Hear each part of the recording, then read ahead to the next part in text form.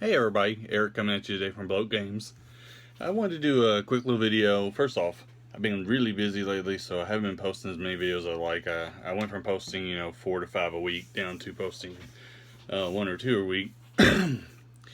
That's primarily, just to let you know, that's primarily because I've been in like Uber creator mode. I've been trying to get a couple things off the ground, as far as for Bloat Games and stuff, and it's taken a lot more of my time than I would have liked. But that's a good thing. But the inverse effect is I haven't had time to do things like post videos and do blog posts and stuff like that. So apologize for that. I'm going to try to get back into a more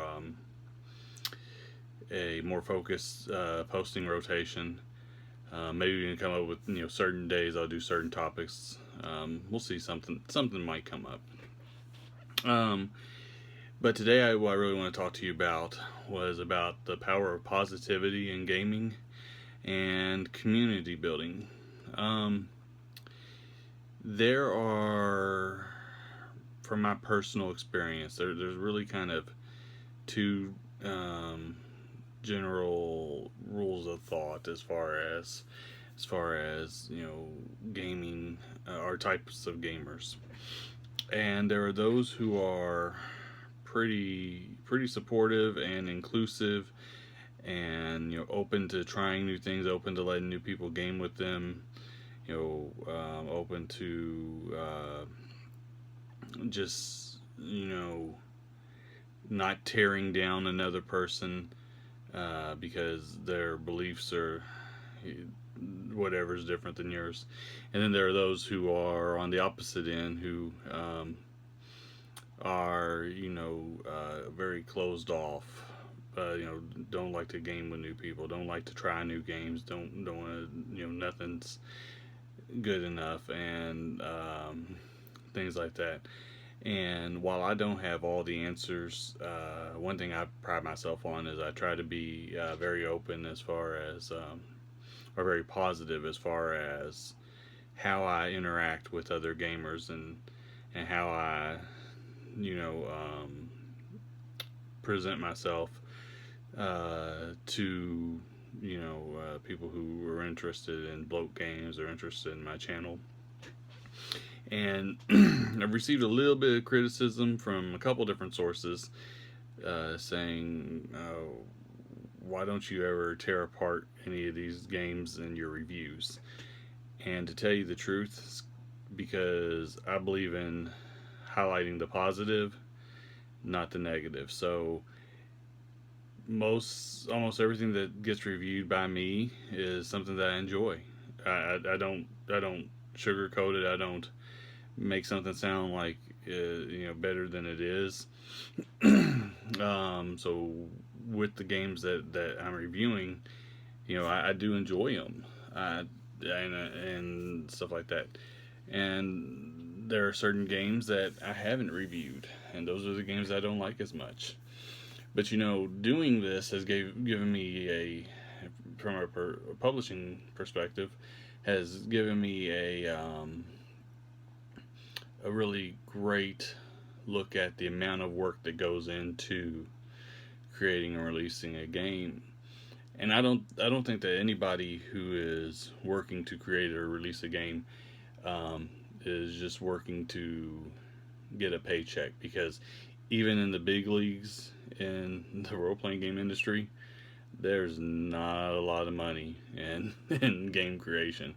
This is more of a hobby that's done out of passion, as opposed to done for financial gain, or financial gain. So I know how much work goes into posting about, or how much work goes into um, creating a role playing game. So I would never take somebody's game and just pick it apart and dissect it and say, oh, they did a horrible job. I mean, that may be something that person spent 2 years doing, and that may be the best that they could have came up with. So it's definitely not for me to dissuade anybody from looking into. I like everybody to form their own opinion. so that's where I stand on positivity. I'm definitely one of the guys who tries to look at things on the more positive side.